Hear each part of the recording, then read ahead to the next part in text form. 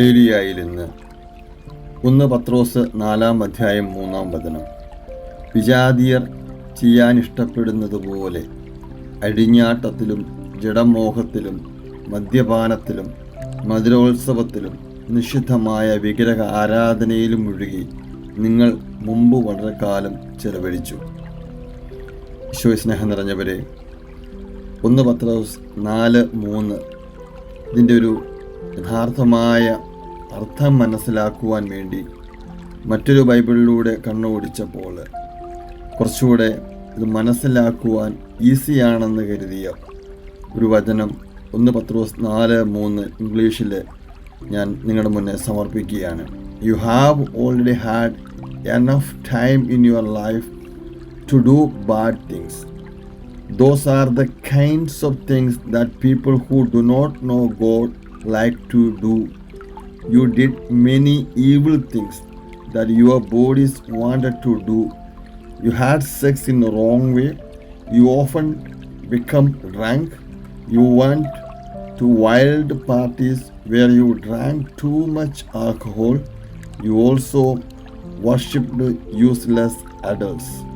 ഈശോയെ സ്നേഹം നിറഞ്ഞവരെ, ഒരു വിശ്വാസിയെ സംബന്ധിച്ചിടത്തോളം, ഒരു ക്രിസ്ത്യാനിയെ സംബന്ധിച്ചിടത്തോളം ഇങ്ങനെയുള്ള ഒരു മേഖലയിലൂടെയൊക്കെ നമ്മൾ അറിഞ്ഞോ അറിയാതെയോ കടന്നു പോകുന്നുണ്ടെങ്കിൽ തെറ്റുകളും കുറവുകളും നമ്മുടെ കണ്ണുകൾ കൊണ്ട് കാണുന്നതിനേക്കാൾ ഉപരിയായിട്ട് ചില ഇഷ്ടങ്ങൾക്ക് വേണ്ടി, ചില കാര്യസാധ്യത്തിന് വേണ്ടി, നമ്മുടെ ശരീരത്തിൻ്റെ നിർവൃതിക്ക് വേണ്ടി നമ്മൾ ചെയ്തു പോകുന്ന ഇങ്ങനെയുള്ള ഈ പാപങ്ങളെ ഒന്ന് കാണിച്ചു തരുവാൻ 1 പത്രോസ് 4 അധ്യായം 3 വചനത്തിൽ പത്രോസ് ലീഗ നമുക്ക് തന്നിരിക്കുന്ന ഒരു വചനമാണിത്.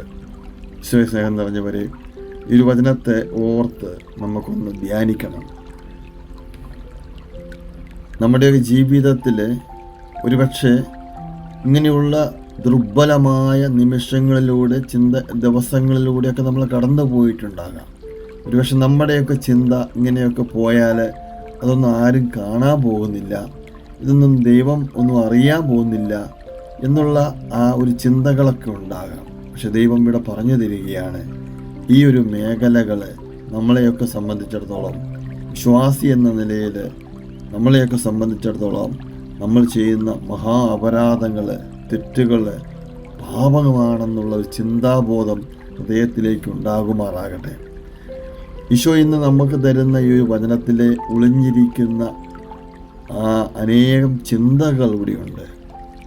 ഈശോ പറഞ്ഞു തരികയാണ്, നമ്മൾ ജഡമോഹങ്ങളിൽ, നമ്മുടെ ശരീരത്തിന് ആവശ്യമായ മോഹങ്ങൾക്ക് വേണ്ടി നമ്മൾ എന്ത് ചെയ്യുന്ന ഒരു ആധുനിക ലോകത്തിലേക്ക്, ഒരു പുതിയ ഒത്തിരിയേറെ ടെക്നോളജിയുടെ ലോകത്തിലാണിപ്പോൾ.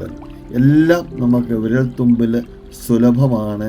എല്ലാ കാര്യങ്ങളും നമ്മൾ ചെയ്തുകൊണ്ടേയിരിക്കും, ആരും അറിയാൻ പോകുന്നില്ല. കാരണം നമുക്കിതെല്ലാം സ്വകാര്യമായിട്ട് നമ്മുടെ ജീവിതത്തിൽ നമുക്കിഷ്ടം പോലെ ചെയ്യുവാൻ സാധിക്കുന്ന ഒരു പ്രത്യേക കാലഘട്ടത്തിലൂടെയൊക്കെയാണ് നമ്മൾ കടന്നു പോകുന്നത്. ഈശോ ഇന്ന് നമുക്ക് തരുന്ന ഈ വചനത്തെ ഹൃദയത്തോട് ചേർത്തിട്ട് നമ്മൾ അങ്ങനെയുള്ള മേഖലകളിലൂടെയൊക്കെയാണോ കടന്നു പോകുന്നതെങ്കിലും അവയെ ഓർത്ത് അനുതപിക്കുവാൻ, പശ്ചാത്തപിക്കുവാൻ ആർക്കെങ്കിലും ഒക്കെ തോന്നുന്നുണ്ടെങ്കിൽ ഈശോ പറഞ്ഞു തരികയാണ്. ഈശോ സ്നേഹം നിറഞ്ഞവരെ, ശരീരത്തിൽ പീഡനമേറ്റ ക്രിസ്തുവിൻ്റെ മനോഭാവം നിങ്ങൾക്ക് ആയുധമായിരിക്കട്ടെ. എന്തെന്നാൽ ശരീരത്തിൽ സഹിച്ചുള്ളവൻ പാപത്തോട് വിടവാങ്ങിയിരിക്കുന്നു. അവൻ ശരീരത്തിൽ ജീവിക്കുന്നിടത്തോളം കാലം മാനുഷിക വികാരങ്ങൾക്ക് അടിമപ്പെട്ടല്ല ദൈവഹിതത്തിനൊത്ത് ജീവിക്കുന്നത്. ഈശോ സ്നേഹം നിറഞ്ഞവരെ, മാനുഷിക വികാരങ്ങളെ മാറ്റിവെച്ച് കുറേയൊക്കെ ദൈവഹിതത്തിനനുസരിച്ച് ജീവിക്കുവാൻ ഈശോ ഇന്ന് നമ്മളോട് പറഞ്ഞു തരുന്നു. ഒരു ഹൃദയത്തോട് ചേർത്ത് വെക്കാം, അനുതപിക്കാം, പശ്ചാത്തപിക്കാം. അറിഞ്ഞോ അറിയാതെയോ ചില സന്ദർഭങ്ങളിലൊക്കെ നമ്മൾ ചെയ്തു പോകുന്ന ഈ തെറ്റുകളെ ഓർത്ത് കർത്താവിൻ്റെ സന്നിധിയിൽ മാപ്പ് ചോദിക്കാം. ആമേൻ.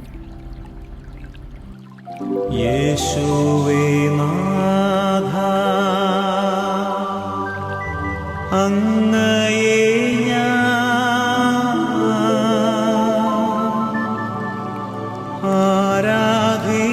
ആരാധിക്കുന്നു,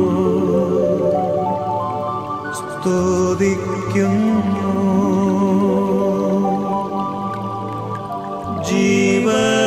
ജീവനുമെൻ്റെ സർവസ്വം മുൻപിലണച്ചു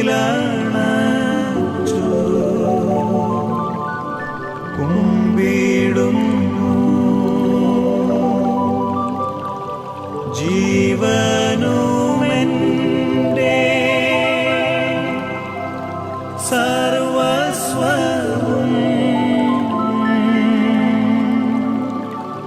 മുൻപിലണച്ചു കുമ്പിടുന്നു.